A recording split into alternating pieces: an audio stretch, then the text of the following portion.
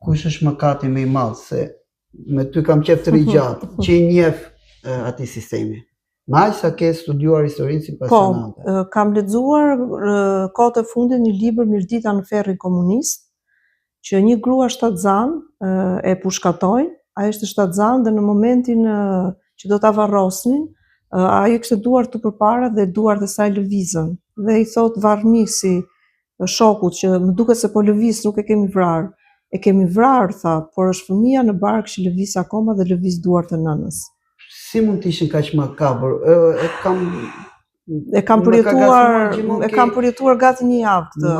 Këtu e tha shkurt sepse pastaj nëna e vajzës kishte bërë dhe një elegji themi ne nga jugu, por një këngë për vdekjen e të bijës shtatzane. Ka shumë raste të ngjashme, Sabiaja, Nusineja e shumë të tjera, Marje Tuci. Më ka gacmuar gjithmonë kjo pyetja.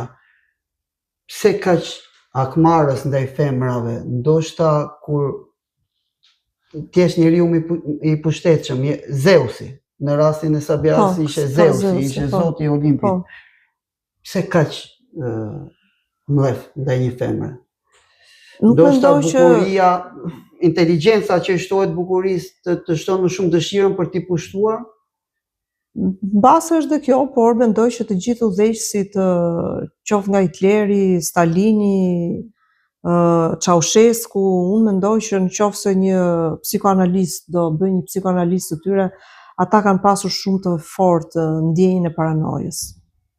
Stalinin i kam lexuar çdo biografi, edhe të dashurave të tij, edhe të shokëve të tij, gjante jashtëmasa me Enveri në paranoja. Kishte shumë paranoja. Po pse paranoja më e madhe të tillë njerëzve i vjen nga seksi kundërt?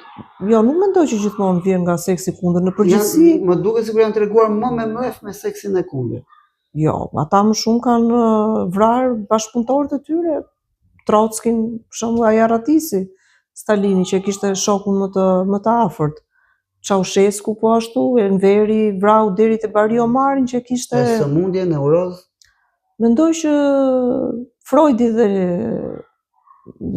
dhe Kanti bashk mund të Spinoza mund të bëhen shumë filozofë dhe shumë neuroshkencëtar bashk.